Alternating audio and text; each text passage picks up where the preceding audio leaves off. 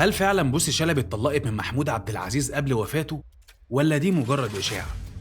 مع حضرتك احمد طنطاوي المحامي بالنقد، مستشار قانوني لورثه محمود عبد العزيز. انا ببعت لحضرتك دلوقتي صوره قسيمه الطلاق الخاصه بالفنان محمود عبد العزيز من السيده التي تدعي انها زوجته حتى وفاته.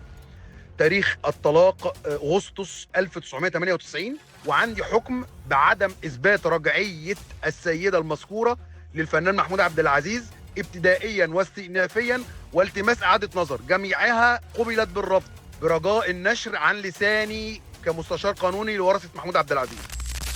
الناس مش ساكتة على السوشيال ميديا، والخبر ده عمل دوشة كبيرة، وناس كتيرة بدأت تسأل هل ده حقيقي؟ طب ازاي حصل؟ وليه بوسي شلبي ما ردتش على الكلام ده؟ الكلام ده بوجهه لأولاد محمود عبد العزيز، لأن ده حق غلط في حق أبوكم أولا، مش في حق بوسي. بوسي إشهار، هي الست متجوزة وكلنا عارفين إن ده جوزها، والجواز إشهار. مش ممكن في يوم وليلة أقول أصل أنا من 20 سنة أصل ما كانش جوزها، يعني إيه؟ طب ما اعترضتوش ليه طول السنين دي؟ ده أنت اعترضوا دلوقتي.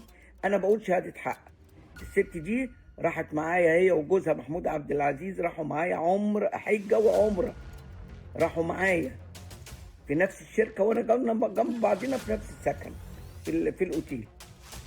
محمود عبد العزيز كان واحد من أعظم الفنانين في تاريخ السينما والتلفزيون المصري. أفلامه ومسلسلاته الناس لسه بتشوفهم لحد النهاردة، وكان دايما عنده حضور قوي وناس كتير بتحب أعماله. وفي المقابل بوسي شلبي كانت من الإعلاميين المتميزين اللي دايما عندهم بصمة واضحة. اتجوزوا في فترة متأخرة من حياتهم، وعلاقتهم في البداية كانت بعيدة عن الأضواء، لكن بعد كده الناس بدأت تلاحظهم أكتر وأكتر، وكان فيه اهتمام كبير بعلاقتهم الشخصية، لغاية لما توفى الفنان محمود عبد العزيز في 2016.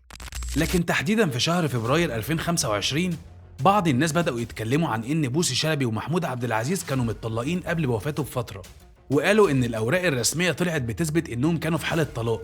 نجم مصر العظيم، الفنان الكبير، زوجي العزيز، الفنان الأستاذ محمود عبد العزيز.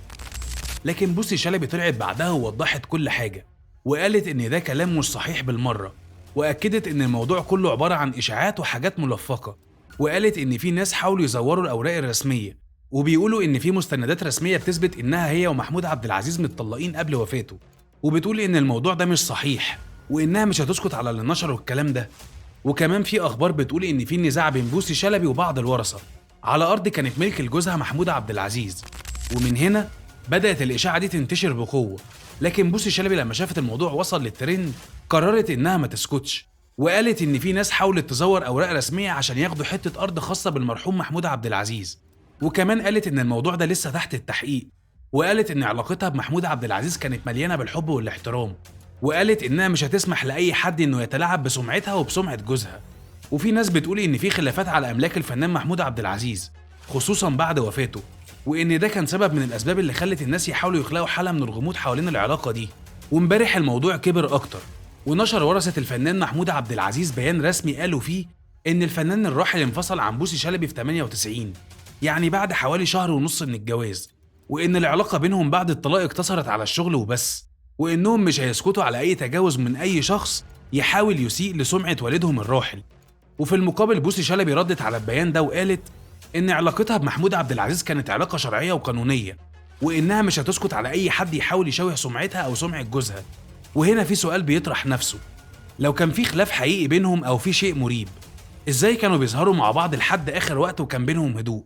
نجم مصر العظيم، الفنان الكبير، زوجي العزيز، الفنان الأستاذ محمود عبد العزيز. انتوا بقى رأيكم إيه؟ هل فعلا ممكن تكون الإشاعة دي صح؟ ولا كل ده مجرد كلام فارغ؟ قولوا لي رأيكم تحت في الكومنتات.